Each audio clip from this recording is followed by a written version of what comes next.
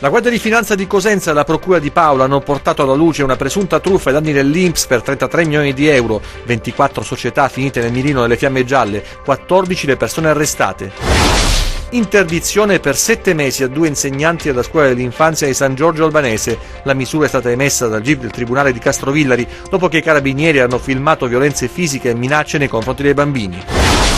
Pericolo scongiurato, il comune di Corigliano esce pulito dall'esame della commissione d'accesso. Un decreto del Ministero degli Interni certifica la buona pratica amministrativa. Geraci dice: abbiamo vissuto un incubo, adesso siamo soddisfatti. L'azienda di informatica con sede in Zumpano ha annunciato il licenziamento di 300 lavoratori, scatta la protesta, volantinaggio e sit-in. Si chiama Scuola Multimediale di Protezione Civile, il programma educativo finalizzato alla crescita di una consapevolezza partecipata sui temi della protezione civile. La questura di Cosenza, in cucina per un giorno, prepara pasti per i più bisognosi, il pranzo di beneficenza nel palazzo arcivescovile, 80 gli ospiti.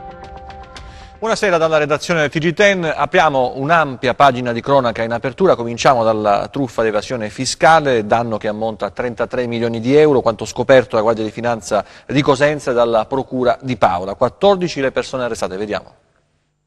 14 misure di arresto, di cui 2 ai domiciliari solo perché riguardanti donne con figli minori, e poi sequestri per 33 milioni di euro relativi a 24 società operanti nei più diversi campi, 2 acquapark, appartamenti e ville, automezzi e beni artistici, e non solo in Calabria. È il bilancio dell'operazione Matassa, con la quale la Guardia di Finanza, coordinata dalla Procura di Paola, ha smantellato un'organizzazione che da anni compiva innumerevoli reati fiscali. Attraverso la gestione di società intestate a prestanomi venivano creati fittizi crediti IVA da utilizzare in compensazione per il pagamento di contributi, imposte ritenute e cartelle esattoriali. In particolare si generavano contabilmente ingenti crediti di imposta derivanti da costi inesistenti, da utilizzare in compensazione con debiti fiscali e previdenziali, e gli indagati dichiaravano anche di aver percepito retribuzioni false, in alcuni casi di milioni di euro, inducendo in errore l'INPS e arrivando a precostituirsi un ricco imponibile previdenziale che diventava la base di calcolo per la pensione. L'obiettivo finale era quello di precostituirsi degli ingenti crediti d'imposta da poter utilizzare in compensazioni di ritenute, anche al fine di precostituirsi dei futuri trattamenti pensionistici di assoluto riguardo. Per evitare in ogni modo i controlli, gli indagati denunciavano continuamente gli appartenenti alle forze dell'ordine e all'Agenzia delle Entrate per intimidirli. I finanzieri hanno esaminato più di 10.000 F24, alcuni relativi a pagamenti anche di un solo centesimo, emessi per evitare il blocco delle procedure di compensazione. Di fatto era questo lo strumento fraudolento utilizzato per eludere le disposizioni della normativa vigente. Questa è un'organizzazione che si è caratterizzata per una particolare intelligenza nell'organizzare le condotte fraudolente, ed è stata proprio la fraudolenza uno degli elementi che ha richiesto l'apporto specialistico della Guardia di Finanza per disarticolare una così pervicace associazione criminale. 2 maestre sono state sospese a San Giorgio Albanese, le insegnanti sono accusate di maltrattamenti ai bambini dell'asilo. Il provvedimento è stato emesso dal GIP di Castrovillari dopo aver visionato i filmati dei carabinieri nelle classi. Anna Franchino. Se non fai il bravo ti faccio il pungi pungi, ma anche violenze fisiche con pizzicotti, schiaffi e tirate d'orecchie, arrivando ad utilizzare un righello di plastica. Per questo motivo 2 insegnanti della scuola d'infanzia di San Giorgio Albanese sono state sospese dall'impiego per 7 mesi. I carabinieri della compagnia di Corigliano Calabro hanno dato esecuzione alla misura interdittiva emessa dal GIP del Tribunale di Castrovillari nei confronti delle 2 donne. Grazie all'attività di indagine documentata con appositi servizi di osservazione e di videoriprese all'interno degli spazi didattici, i militari sono riusciti ad accertare un sistematico ricorso alla violenza fisica e psicologica nei confronti dei bambini, fra cui alcuni figli di rifugiati politici accolti in Italia e residenti a San Giorgio Albanese. A volte, come si vede nei filmati, l'aggressività delle insegnanti nei confronti dei bimbi portava a lanciare senza alcun motivo apparente dei giocattoli violentemente contro il muro. È proprio il comportamento delle due insegnanti che ricorrevano alle violenze ha indotto fra l'altro i bambini a risolvere fra loro le piccole controversie ricorrendo alle mani ed emulando le stesse loro condotte violente. L'attività investigativa è stata avviata a seguito di una denuncia presentata da alcuni genitori che anche a casa hanno notato una sorta di aggressività nel comportamento dei propri figli. Marijuana, droga ritrovata nei bagni dell'alberghiero di Vibo nel corso dei controlli effettuati dai carabinieri.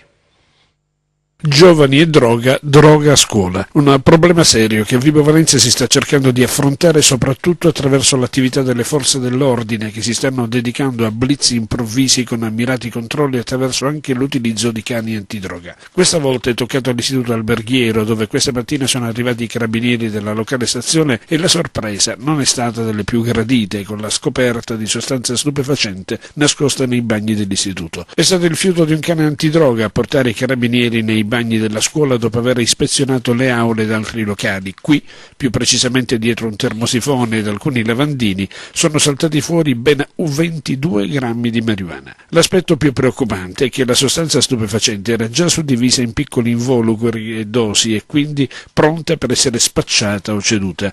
Un quantitativo non da poco che costringe i carabinieri ad approfondire le indagini per comprendere il livello di diffusione della sostanza stupefacente nella scuola. Probabile che alcuni studenti, alla vista dei carabinieri, si siano disfatti in tutta fretta della marijuana che tenevano con sé, cercando di occultarla nei bagni, ma Jetta Morse, questo è il nome del cane antidroga, ha capito tutto. Della sostanza stupefacente sequestrata infatti 10 grammi di marijuana si trovavano dietro il sifone di un water, mentre 6 involucri per un totale di 11 grammi sono stati trovati all'esterno sul selciato ma in corrispondenza della finestra del bagno. Del ritrovamento è stato informato ovviamente il dirigente della scuola. Dopo il liceo classico, analoghi controlli erano già stati effettuati dai carabinieri al liceo scientifico di Vibo Valentia. In questo caso però non era stata rinvenuta alcuna sostanza stupefacente.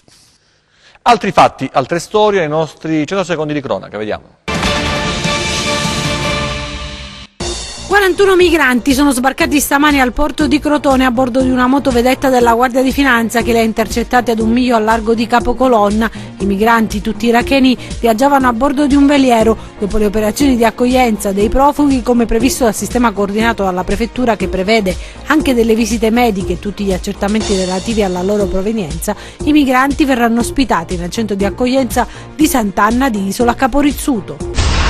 Ennesimo incidente sulla strada statale 106 Ionica nel Cosentino nei pressi di Villa Piana. Lo scontro è avvenuto questa mattina e ha provocato il ferimento di 4 persone. Pare sia stato provocato dall'alta velocità. I feriti, secondo i primi riscontri, di nazionalità straniera. A seguito dell'impatto, pur essendo feriti, sono fuggiti facendo perdere le loro tracce. Sul posto sono intervenuti subito i carabinieri di Villa Piana, i sanitari del 118 e la protezione civile di Corigliano Calabro. I liquami non depurati della lavorazione di un frantoio finivano in un canale ad Albidona, inquinando l'intera area. Per questo motivo i militari della Guardia Costiera di Corigliano Calabro, dell'Ufficio Locale Marittimo di Trebisacce e della sezione operativa navale della Guardia di Finanza hanno proceduto al sequestro dell'intero impianto, assieme alle cisterne, alle tubazioni e 1 chilometro del canale Marletta nel territorio di Albidona nel Cosentino. Inoltre hanno provveduto a denunciare i titolari dell'opificio. 500 milioni di euro di cibo è quanto sprecano ogni anno le famiglie calabresi. Nel periodo natalizio si registra un vero e proprio picco, quasi 25 euro dalla tavola di ogni famiglia si trasferiscono direttamente nella spazzatura. Quanto denuncia il Codacons Calabria, secondo cui nella regione 1,5 milioni di euro passano dal frigorifero alla discarica. Il comune di Corigliano Calabro esce pulito dall'esame della commissione d'accesso, un decreto del Ministero dell'Interno certifica la buona pratica. Ce ne parla il nostro direttore Attilio Sabato. Ha temuto di finire nell'elenco dei comuni sciolti per infiltrazioni mafiose. Fiato sospeso e ansia per Giuseppe Geraci, sindaco di Corigliano, primo cittadino di un municipio che già in passato ha conosciuto l'amarezza del tutti a casa per vicende legate a rapporti dell'ente con la criminalità organizzata del territorio. Mesi d'angoscia, poi lieto fine col decreto emanato dal Ministero dell'Interno con il quale si certifica la buona pratica amministrativa. Quindi sospiro di sollievo e tanta soddisfazione. Nulla a priori era accaduto nel comune di Corigliano, nel municipio di Corigliano, che potesse far pensare all'arrivo immediato di una commissione, siccome è accaduto per altri comuni, quindi si trattava di un vero e proprio fulmine a ciel sereno, e adesso c'è questa certificazione che il comune di Corigliano esce pulito, quindi. E ovviamente esce pulito, e questa è la dimostrazione che noi diamo appunto a tanti sciacalli che in questo periodo, in questo momento particolare, hanno dato una brutta immagine della nostra città di Corigliano. Noi abbiamo avuto un grande ausilio in questo periodo, da quanto mi sono insediato, della Fondazione Trasparenza, dei professori Enrico Caterini ed Ettore Iorio. La Fondazione Trasparenza ci ha dato un ausilio massimo sui bilanci, sul previsionale, sui previsionali e sui consuntivi, che noi abbiamo presentato il Consiglio Comunale molto ma molto prima che scadessero i termini, quindi anche questo è stato, diciamo, un fatto di grande immagine, e quindi la Commissione d'accesso ha tenuto conto anche di questo. Il documento unico di programmazione di circa 400 pagine, insomma è uno studio scientifico di altissimo livello. Adesso che l'onore delle armi è ben visibile, la medaglia della buona amministrazione è appiccata sul petto, Geraci ha un altro cruccio: la fusione non decolla e le incertezze sono sempre più ingombranti e penalizzanti. Quanto si voterà? Quanto si dovrebbe votare? Chiaramente non si potrà votare per maggio o giugno, quanto saranno poi le elezioni amministrative, e quindi bisognerebbe poi spostare il tutto almeno all'anno prossimo. Quindi questo è quello che noi chiediamo, quindi avere almeno un anno di tempo, quindi trasferire tutto all'anno prossimo, quindi alla primavera del 2019, e quindi poi votare. In piazza i lavoratori di Almaviva, l'azienda informatica con sede anche a Zumpano, che ha minacciato di licenziare 300 lavoratori. La protesta e l'intervento del prefetto. Ce ne parla Anna Franchino.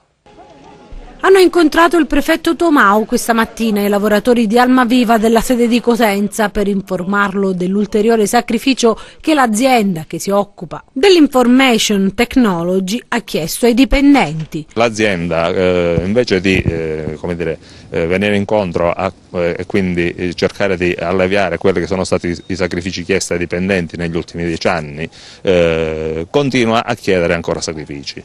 In particolare, insomma, chiede di mettere mano alla busta paga in maniera definitiva, togliendo alcune, incidendo su quella che è una delle voci principali della busta paga di noi dipendenti di Almaviva.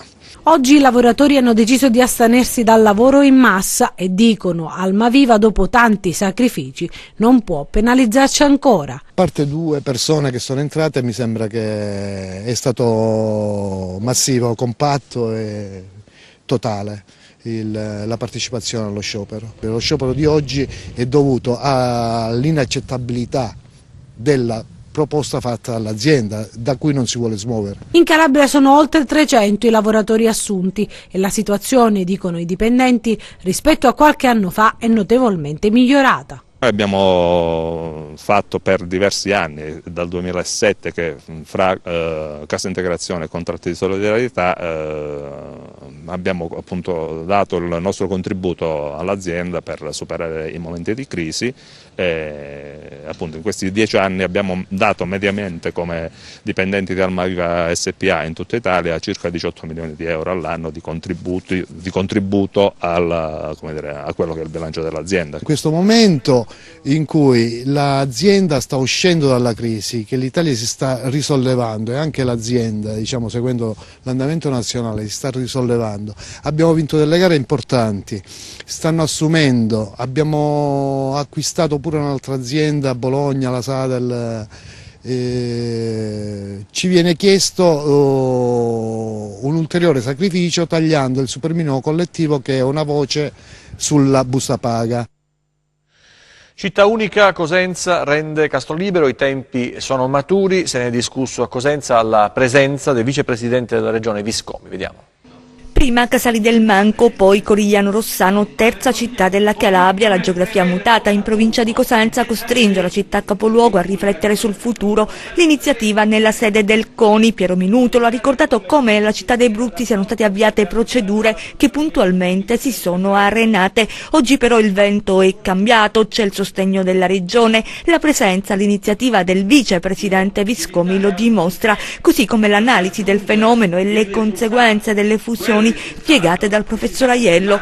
Una iniziativa che, spiega Carlo Guccione, ha un obiettivo preciso: realizzare una città unica dell'area urbana con un'università ci permette di poter giocare un ruolo sia dal punto di vista politico, istituzionale e delle occasioni dello sviluppo che possono far fare un salto di qualità a questa parte della Calabria. Io ritengo importante che si passi dalle chiacchiere ai fatti. Sì, i sindaci singolarmente di Cosenza, di Rende, di Castrolibero si sono detti favorevoli. Ora dobbiamo attivare i meccanismi istituzionali per fare il referendum e chiedere ai cittadini, attraverso un referendum consultivo, se sono d'accordo sulla fusione e che nome dare a questa città. Intanto il ministro Franceschini parla del centro storico di Cosenza, dice di una bellezza straordinaria e annuncia che farà parte di un progetto innovativo che coinvolge altre 3 città del sud. Ha parlato anche di Cosenza il ministro della cultura Franceschini alla presentazione della prima indagine conoscitiva sui centri storici dei 109 capoluoghi di provincia italiani realizzata dall'Associazione Nazionale Centri Storico-Artistici. Stiamo lavorando da qualche mese con il ministro De Vincenti, ha detto Franceschini, sull'ipotesi di un intervento attraverso i fondi europei di sviluppo e coesione riservati al Mezzogiorno per intervenire su dei comparti di centri storici di 4 città del sud, Napoli, Palermo, Taranto e Cosenza, che consentano un'opera di riqualificazione complessiva e quindi di intervenire sia sul patrimonio monumentale ma anche sull'arredo urbano, sulle infrastrutture e sul patrimonio vincolato privato. L'obiettivo è quello di dimostrare che quando si riqualifica un pezzo della città, quella città rifiorisce. Sono stato recentemente a Cosenza, ha aggiunto il ministro, e lì c'è una città vecchia straordinaria, in uno stato di fatiscenza totale, perché è quasi tutto patrimonio privato. Stiamo facendo questo ragionamento di prenderne un pezzo e intervenire con risorse pubbliche, dato che il Comune non potrà mai avere sufficienti risorse, specialmente per intervenire sul privato. Dimostreremo che con un intervento pubblico si può far rifiorire un centro urbano. Vedremo, pranzo sociale offerto dalla Questura di Cosenza alle persone in difficoltà, un importante momento di vicinanza e condivisione nella sede della struttura di carità che si trova all'interno del Palazzo Arcivescovile. I poliziotti e le poliziotte della Questura hanno preparato e servito i pasti a circa 80 poveri. Un segno concreto di vicinanza e solidarietà verso chi è meno fortunato, un momento di festa e di condivisione, il pranzo sociale offerto dalla Questura di Cosenza agli ospiti di Casa Nostra, struttura di carità per i poveri della città Abruzzi apposta all'interno del Palazzo Arcivescovile. Sono stati i poliziotti e le poliziotte della Questura a cucinare e a servire i pasti e anche il questore Conticchio ha dato il suo contributo. Un'iniziativa bella e lo vediamo dai volti sorridenti qua dei nostri ospiti e dei nostri fratelli. Per dire, con questa iniziativa, per dimostrare ancora di più la vicinanza della Polizia di Stato ai bisogni dei cittadini. Noi operiamo nell'ambito prettamente istituzionale per garantire sicurezza appunto ai cittadini, ma da tanto tempo prendiamo delle iniziative di questo tipo per cercare di fare inclusione sociale, civile delle persone più fragili, delle persone meno fortunate. A condividere l'iniziativa anche il prefetto di Cosenza Gianfranco Tomao e Don Luigi Ciotti, presidente di Libera. La gente non è che voglia vivere di elemosina, vorrebbe poter avere una dignità, una casa, un lavoro. Una giornata speciale dunque per i circa 80 ospiti del pranzo, seduti allo stesso tavolo, italiani e stranieri. Ognuno di loro ha una storia diversa, affrontano quotidianamente 1000 difficoltà, ma nonostante tutto riescono ancora a guardare al futuro. Credo che in un futuro ci sarà, non so come, quando, ma credo che ci sarà. Dove dormi? Dormire in casa abbandonata, dormire il freddo. Come sei arrivata qua da noi? Con la barca. Quella traversata te la ricordi? Troppo difficile, non vuoi parlare con questo. Mi sono trovata in difficoltà economiche con dei problemi finanziari per poter pagare il fitto, pagare la luce, il gas e quindi anche fare la spesa. Qui si rivolgono quotidianamente un centinaio di famiglie tutte cosentine, solo una è straniera, per usufruire di un servizio di emporio solidale dove vengono a fare la spesa quotidianamente per i bisogni della famiglia. E poi nella struttura della mensa e dell'accoglienza quotidianamente girano intorno alle 70 persone. E adesso andiamo tutti a scuola di protezione civile.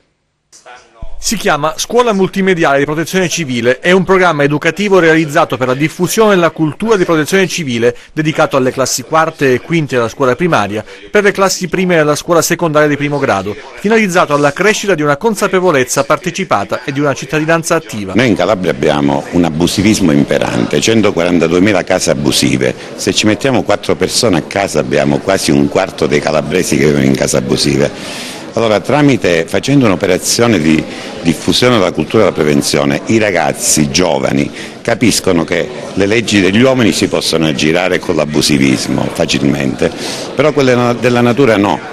Quindi se la gente capisce, soprattutto tramite i ragazzi, che aggirare le leggi della natura comporta la ribellione della natura, cioè la natura si prende i propri spazi, credo che attraverso questa cultura possa essere una soluzione vincente. Un cittadino informato sui rischi con cui deve convivere è un cittadino più sicuro. Solo così è possibile innescare un processo virtuoso che, partendo dalla conoscenza, conduca alla coscienza e all'autodifesa. Si avvierà un percorso di scuola multimediale di protezione civile, questo è un progetto condiviso con la Presidenza del Consiglio dei Ministri, Protezione Civile regionale e Presidenza del Consiglio dei Ministri, e attraverso un percorso che durerà qualche mese, in cui verranno coinvolte circa 200 scuole della Calabria in un progetto proprio organico di prevenzione e di diffusione della cultura della prevenzione, attraverso anche delle esercitazioni pratiche e anche attraverso un costante contatto con la Protezione Civile regionale.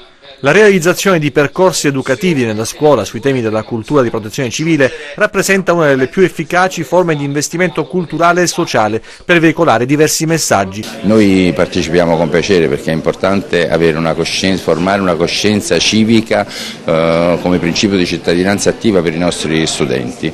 Ovviamente con l'augurio che non debbano intervenire, però con l'augurio di creare dei cittadini solidari, capaci e che hanno la volontà di voler aiutare il prossimo. Lo scrittore Abate, ospite a Gerace, vediamo. Banchetti di nozze e altri sapori è il titolo del suo ultimo lavoro, ma Carmine Abate nell'incontro che ha avuto a Gerace nella chiesa di San Francesco ha parlato di tutta la sua produzione letteraria, un viaggio di grande profondità intellettuale che ha come radice o comunque come una delle radici la Calabria, la terra d'origine dello scrittore, e il Super Campiello continua a ribadire che la Calabria ha tante positività che vanno esaltate, potenzialità rimaste finora inespresse che hanno l'assoluta forza per venire fuori, e ha raccontato la sua storia al pubblico che lo ha ascoltato con molta attenzione, un'iniziativa voluta dall'amministrazione comunale di Gerace alla quale Carmine Abate ha aderito con entusiasmo, perché ogni volta che si parla di Calabria lui, quando può, è presente, la radice è solida e non può essere sradicata. Tornare in Calabria, presentare queste storie che riguardano la Calabria per me è molto importante, è come se fosse una sorta di piccolo esame che molto spesso supero, devo essere sincero, che è importantissimo per me, no? Vedere fino a che punto, fino a che profondità arrivano queste storie che appunto riguardano la nostra terra. E adesso il cartellone dei festeggiamenti natalizi presentato invece a Cittanova. Un cartellone ricco di eventi come non si vedeva da tempo. Sono i festeggiamenti per il Santo Natale a Cittanova: teatro, musica, cinema, mercatini, degustazioni. Con una chicca, il concerto del 27 dicembre con Antonella Ruggero, l'ex vocalist dei Mattia Bazar, che si esibirà al Cineteatro Rocco Gentile, e il Capodanno in piazza con i Tarantanova Sound. Quest'anno abbiamo deciso di fare proprio un programma, un cartellone natalizio per il Natale. C'è di tutto, c'è intanto la concezione che è la festa dei bambini, e quindi molto del lavoro che loro fanno durante l'anno con la scuola e questo modo di festeggiare con loro, per cui li abbiamo messi nell'ambito di quello che è il programma delle attività natalizie.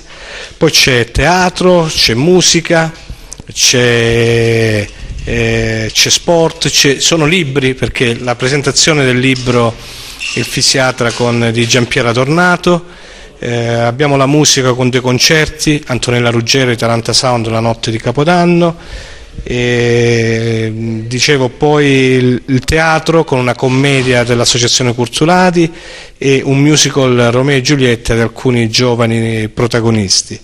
E altre tante belle iniziative, i mercatini di Natale, insomma saranno un periodo che permetterà in maniera molto semplice di trascorrere nella nostra comunità le feste natalizie. Vediamo adesso il meteo per le prossime ore.